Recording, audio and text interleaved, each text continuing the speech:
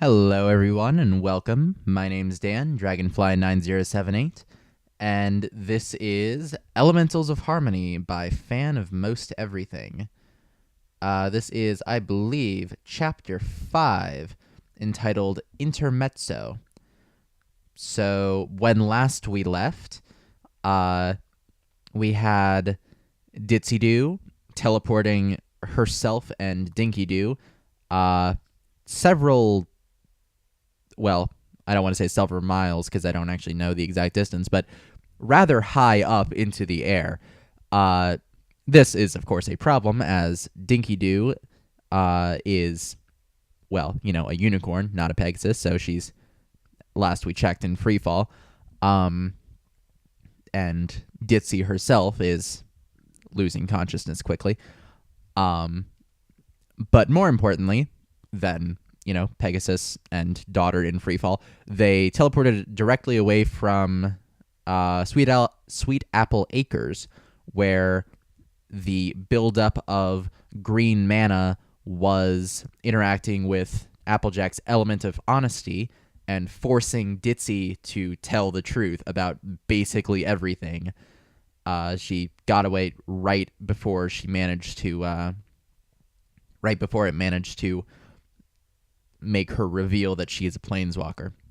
So, that's what happened in the last one. I'm saying what happened in the last one because it's been a while since I actually did the last one. So, that's a thing. And here's another thing. It's Chapter 5, Intermezzo. What in the hay was that? Big Macintosh rushed out of the house, seeing his sister with mouth agape and staring at an empty patch of dirt. As the stallion got closer, he saw that the ground looked as though a firecracker had gone off on it, a circular blast pattern plainly evident, the pattern interrupted by a smaller, similar burst off to one side. Ah. Applejack had apparently found her voice during his investigation. She shook her head, trying to throw off all the impossibilities that had gathered. You ain't gonna believe me, Big Mac. He couldn't help but grin at this. Sis, if you told me the sky was green, I'd be wondering why the princess went and changed it. What'd you see? Ditsy Doo done cast a spell. The enormous pony paused at this, and turned to re-examine the tiny craters. After a moment of further consideration, he arrived at a hypothesis. She explode? A glance at the smaller burst. Twice? No, she didn't explode, you overgrown candy apple. She glowed bluer in a clear noon sky, and the next thing I knew, she and Dinky were plumb gone. Big Macintosh chewed this over, along with his haystock. You sure she didn't explode? The look Applejack gave her brother would have frightened any pony who hadn't grown up watching her perfect it. Tain't no way any self-respecting pony'd blow up her own flesh and blood. Well then, Miss Magic Expert, what did she do? The orange pony frowned and thought on this. Well, if I had to guess, I'd say she teleported. Looks an awful lot like the aftermath of one of Twilight's, and she seemed awful desperate for a getaway. And why was that? She was spouting something about the element of honesty making her spill her guts. Seemed right on the edge of saying something she wanted to keep under wraps real bad. The plow pony frowned as he came to a decision. Sis, I think you should go see Miss Twilight about this. Seems awful serious. The mare gave a sheepish grin. Can it wait until after supper? Applejack. Oh, I'm joking. Mostly. Besides, Spike's near as good a cook as me if he ain't using apples. Incident Report number 5872-3377. Reporting Guards Pony, Corporal Seraph Plume. Report filed 1950, 28 Incitat, Anno Celesti, 5872. Incident description. At 1853 this evening, there was a spontaneous flash of blue light, approximately 5 kiloponies above Mount Canterlot. After the flash receded, Private First Class Swan Dive reported the manifestation of an adult female Pegasus and juvenile female unicorn at the point of the flash. Orders to intercept were given and carried out. The unicorn was supplied with a Cloudwalk talisman, and both ponies were placed in custody in Sky Barracks Gamma. The Pegasus was unconscious but stable. The unicorn identified herself as Dinky Doo of Ponyville. She also identified the Pegasus as her mother, Ditsy Doo. According to the younger Doo, her mother and she had been on the premises of Sweet Apple Acres, a farm on the outskirts of Ponyville, when the elder Doo emitted a brilliant blue radiance from her entire body. The next moment, both were airborne. Custody of the Doos was transferred to the Castle Mage Guard at 1935. Ditsy Doo remained unconscious. "Twilight," Applejack sang out, having already knocked on the library door a few times.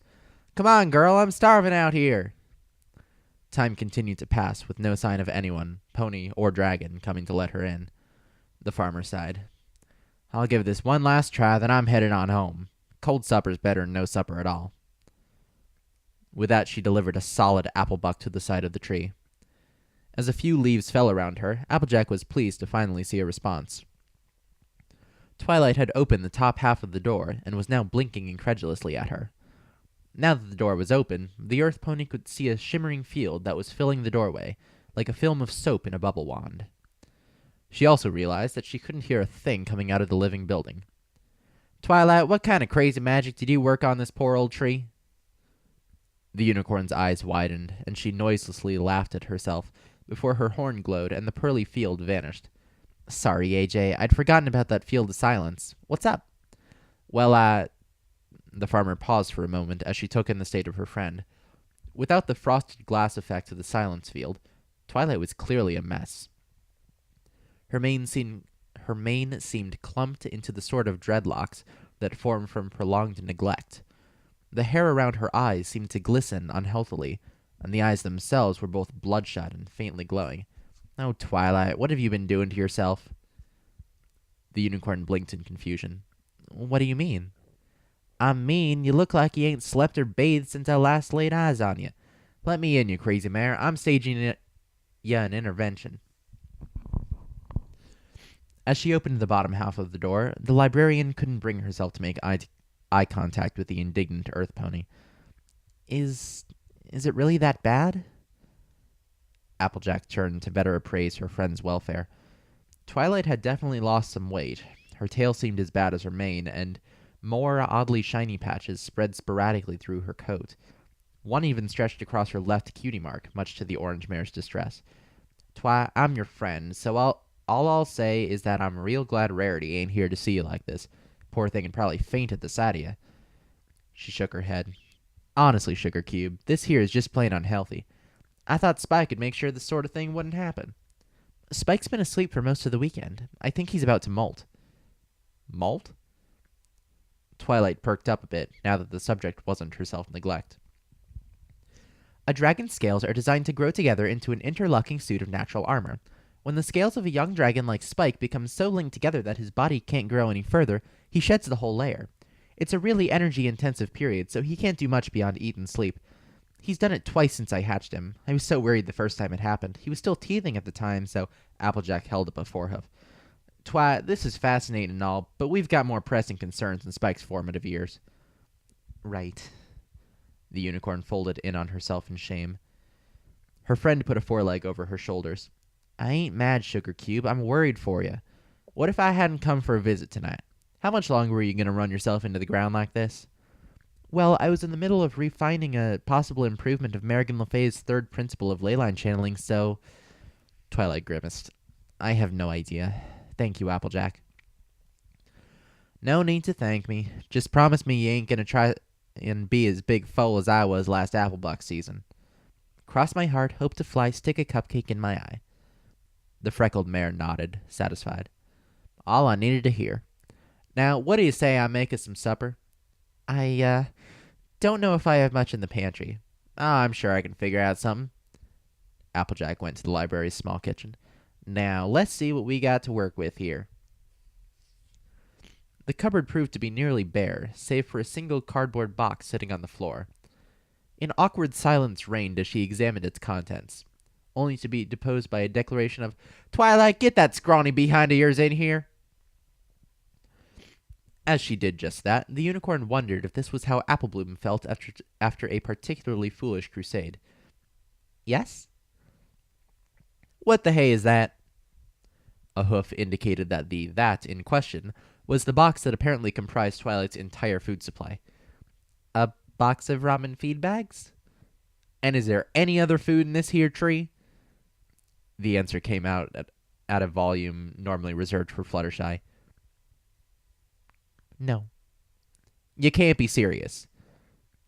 To be fair, they got me through studying for finals at the academy. To be fair, there's more salt in that there box than all the saloons in Appaloosa. Applejack made her way out of the kitchen. Twi, I've come to a decision. You're coming with me back to Sweet Apple Acres, and I'm feeding you something other than a nosebag full of instant oats. Twilight sputtered at this sudden change of plans. But, what if Spike wakes up? What if he's stuck in his old scales? Well, now, that all depends. Do ma dragons help their babies in such a situation? Well, that depends according to species. Applejack cut off the lecture before Twilight could build up any momentum. In Spike's case? Oh, well, no. Then the little fellow will be fine. Write him a note, get yourself a quick shower, and we'll get you fed right and proper. And then I can tell you what I came to tell you. If any pony asked, she was still the great and powerful Trixie. Cue fanfare and pyrotechnics.